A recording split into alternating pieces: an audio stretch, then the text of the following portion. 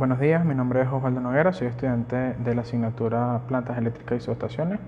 A continuación vamos a realizar la exposición de transformadores de potencia, sus partes internas y externas. Transformadores de potencia, partes internas y externas.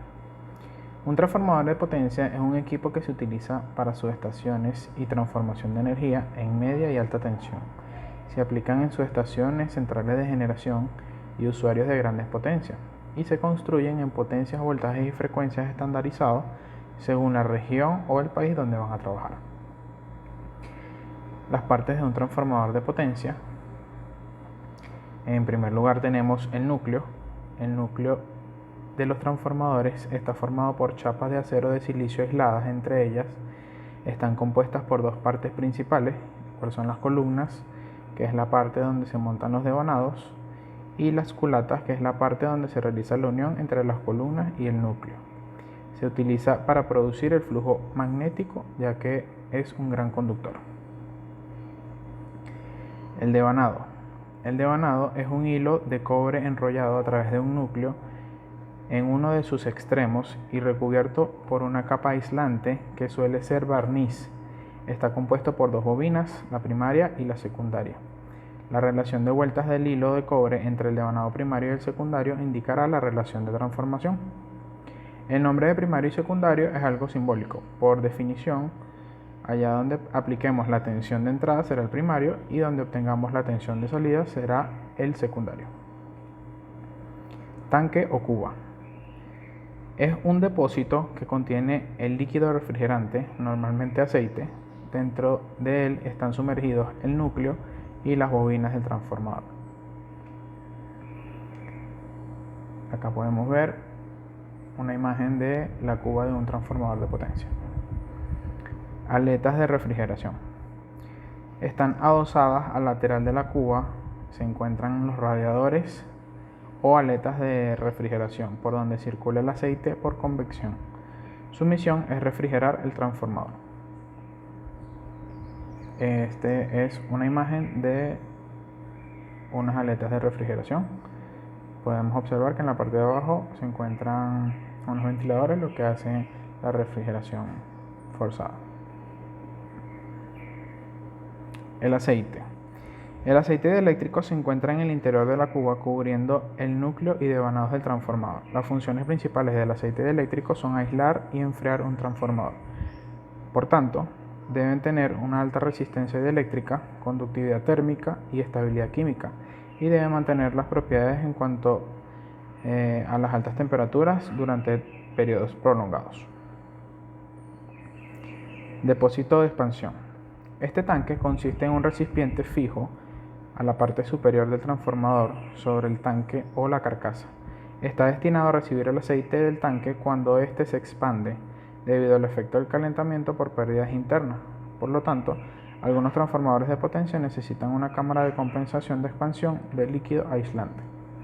En la siguiente imagen podemos ver el tanque de expansión. Aisladores pasantes o pasatapas. Tenemos los de entrada que conectan el bobinado primario del transformador con la red eléctrica de entrada, y tenemos los de salida que conectan el bobinado secundario del transformador con la red eléctrica de salida a la estación o subestación transformadora. Junta. La junta es una empacadura generalmente de goma que sirve como sello de la cuba con la tapa superior del transformador. Su función es evitar la salida y entrada de elementos al equipo. Conexiones. Se puede conectar los devanados primarios y secundarios en diferentes configuraciones según la necesidad del sistema. Entre las conexiones están estrella, triángulo y zigzag. Indicador de nivel de aceite. Son dispositivos que indican el nivel de aceite en el transformador. Su función es advertir sobre fugas que se presenten en el transformador y pongan en riesgo el transformador por pérdida del fluido eléctrico. Acá podemos ver una imagen del indicador de nivel de aceite.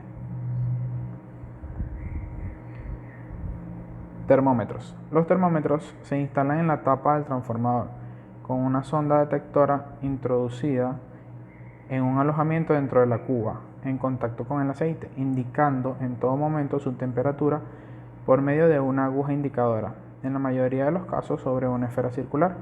Disponen además de dos contactos ajustables para alarma y disparo a la temperatura seleccionada. Acá podemos ver una imagen sobre los termómetros. Toma de muestra o grifo de vaciado. Los transformadores generalmente están dotados por medio de un dispositivo para retirar muestras de aceite. Este dispositivo está localizado en la parte inferior. Es donde se concentra el volumen de aceite contaminado. Este dispositivo consta de una válvula de drenaje. En la siguiente imagen la podemos observar. Conmutador de tomas. Un conmutador de tomas de un transformador es un mecanismo que permite variar varias relaciones de tensión por medio de pasos discretos. Así se consigue un transformador con un número de espiras variables, permitiendo la regulación del voltaje en el devanado secundario. Relé Buchholz. Este relé de protección reacciona cuando ocurre una anomalía interna en el transformador, enviando una señal de apertura a los dispositivos de protección. Lo podemos observar en esta imagen. Anillos de elevación o cáncamo. Son anclajes que se encuentran en la parte superior del transformador y permiten su transporte dentro de la instalación. Desecador de aire. Su misión es secar el aire que entra en el transformador como consecuencia de la disminución del nivel de aceite. Tapón de llenado. Es el orificio de entrada a la cuba por donde se puede reponer el nivel de aceite.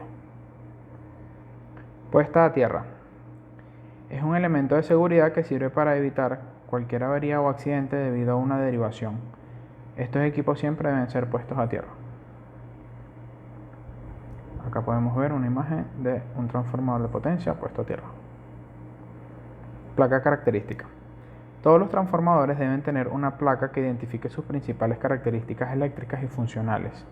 Esta placa de características en general tiene un formato rectangular con un espesor de 0.8 milímetros y debiendo tener los datos impresos bastante legibles. Debe ser resistente a la corrosión, por lo que pueden ser de aluminio anodizado o de acero inoxidable, y están montadas en una base que impida su deformación.